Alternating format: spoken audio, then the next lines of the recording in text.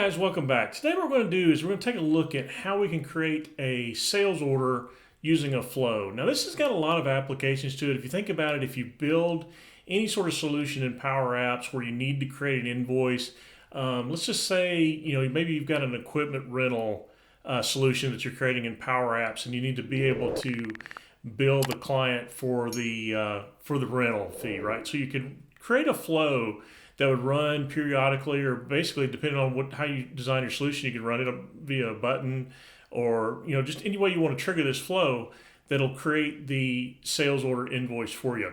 Now, what we're looking at today will not be a complete solution. I'm just trying to show you the basics on how you could actually do it and use the entities to create a sales order. All right, so what I'm using today are virtual entities. I'll put a link in the video below back to my blog that shows how to set those up. We've used those a lot when we use Power Apps and Dynamics 365 Finance and Operations. So it's something you should know how to do. It's pretty easy to set up and get going. So we recommend trying to take a look at that and seeing how you can actually set that up. Okay, so let's flip on over here and let's take a look. And we are going to create a flow.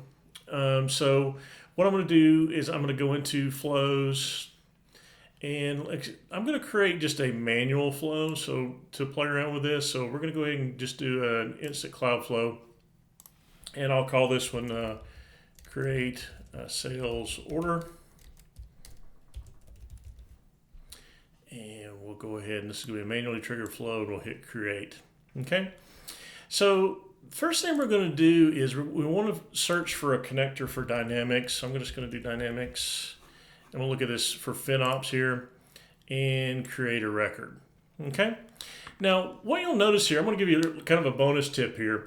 Now, actually, somebody told me the other day they didn't think that you could use Power Apps with a trial instance of Dynamics 365 because it doesn't show in the drop down here. And I'm going to show you here. If we look here, it doesn't show, but notice you can enter a custom value here. So if you click on enter a custom value, I'm going to copy my trial instance here. So I'm going to copy my URL for my trial instance and paste that in there. And that's all you have to do to do a trial instance or use Power Apps with a trial instance. Now you want to leave off the HTTPS, you want to leave off the backslashes. You just want to put it just like I have it here in the screen here.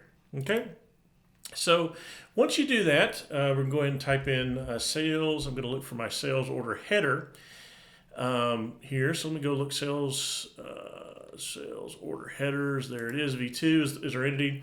Now I should explain first that there's two pieces to a sales order. You've got the header and then the line. So what you have to do in your flow is you have to create your header first, and then you can go in and add your lines here. Okay, so that's what we're going to do first. We're going to create that header, and then we're going to go back and we're going to add lines to it.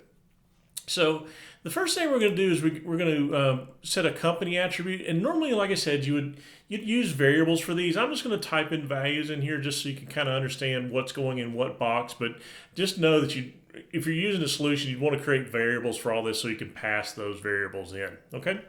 So the company I'm going to use here, since I'm just going to use Contoso data, I'm going to use USMF. And then if we expand out here, let's kind of flip through here our fields.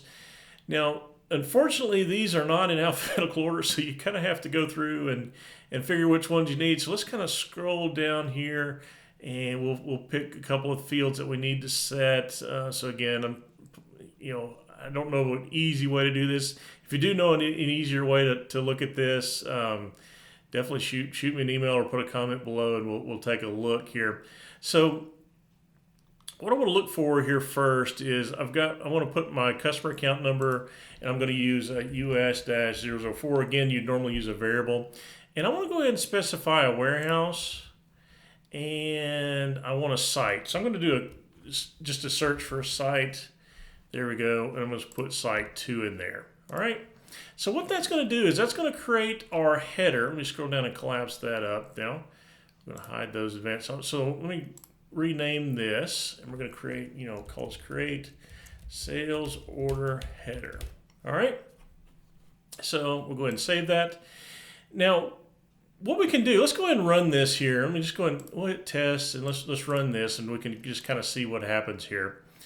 And actually, it's going to ask me for my permissions. I'm going to go ahead and hit continue and run flow. And that'll kick me over to the to the flow run. And this will take a few seconds. It's taking about 15, 20 seconds to do. But what you should see it pass back is the sales order ID. So we're going to need that sales order ID to pass over down to the lines. And we could actually, pass the company down to the lines if we wanted to, et cetera, et cetera. Okay? So our flow is run. If we click down here and look at our outputs, so here's our sales order ID. We created sales order 837 in company USMF. And if we go over and look at our sales order screen, this is Dynamics. Let me go and refresh the screen here. And look, here we have our sales order 837. And if we open that up, we should see, if we go to, so again, we didn't add any lines yet. That's what we'll do next.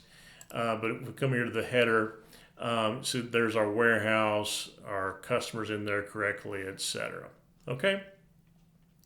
So one thing just to note, it is using this number sequence. You can specify a sales order number on there, but it does pick up the number sequence. So why specify a number? But it is picking up that number sequence. All right. So let's go back. Let's go ahead and hit edit again, and now we can add our lines. Let's go ahead and hit new step here, and we're going to go ahead and do Dynamics again. And we're going to do FinOps, and we're going to create a record again, because now we're going to create our line. So what we're going to do is same sort of thing. Let me go ahead and put in my enter custom value. Go ahead and put in my trial URL. And then let's go ahead and we'll start typing in sales order.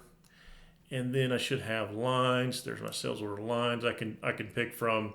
And it does take it sometimes a few seconds to actually kick off and give you the field, expand out to give you the fields that you can use there. Okay, so there it goes. Now what we can do now, since this ran up above it, we can use some of the variables from up above. So for example, we have our company that we can put in there. The other important one we want to look for is sales order. So that'll be real important because we got to map this up to our sales order line. So again, I'm probably easier to search, but let me just scroll down here. If I don't see it real quick, I will go ahead and, oh, there it is. So we want to pass our sales order in. So again, this is from the step above. And then we want to go ahead and specify our item that we're going to use. So let me find the item here. Oh, there's site. I'm going to go ahead and put in site here for it. And again, just to reiterate, you would normally use variables for this. So don't think you're having to enter in each one of these things. Let me just do a search here. So I'm going to do item now. Item. See if I can find it real quick. External item number. It must be up above. Sorry about that. Item. Here we go. Batch number. Item number. Here we go. Finally. Okay. So I'm going to put in an A0001 there. And then you may want to put in a quantity here. So let's go ahead and just search for quantity. Make this a little easier for quantity. There we go. We're going to put in a quantity of 2 for that. And then let's go find warehouse. So warehouse. I'm going to go ahead and put 24 in there. Sorry. Okay. All right. So let's go down and we'll scroll down and we'll collapse this. So basically we're just entering our line data. So we've got our item number, warehouse number, or quantity. Anything you need on the line, go ahead and put it into the flow there. Okay. So we'll go ahead and save that flow. And now let's go ahead and run that one. So we'll go ahead and test. We're going to manually trigger that. And we'll go ahead and run the flow. And that's going to kick us back to our flow run here. And again, it's going to take us a few seconds for this to run and catch up. But we'll give it a few seconds. I'll pause the video here and we'll wait for it to catch up. Okay, so it's finished here. And we can kind of look at it here. So if we go back to our sales order header, we can see that it created sales order number 838. So now let's go over to our sales orders here. Go ahead and hit our refresh. And we should see 838 get created. There it is. Go into 838. Let this open up, and then we should see our line there. So it created our sales order again. We looked at the header information before, but now we have our item number. Picked up the description from the item number, the quantity that we entered in, our site and our warehouse, etc., etc. Okay, so it created our line for us. So again, this to me has got a lot of different applications that you can use this for. Anytime you're wanting to generate an invoice for a customer, either through your app or through a flow periodically, you can use this method to generate a sales order that you can then turn into an invoice. Okay, so I hope you found some value in this. I hope this is something you can use in your projects and make good use of. If you did, please give it a like or thumbs up, and I'll put out a video about once a week. So if you like this content, feel free to subscribe and get notified when I upload a new video. Okay? So again, hope you enjoyed it. Until next time, thanks for watching. See you later. Bye.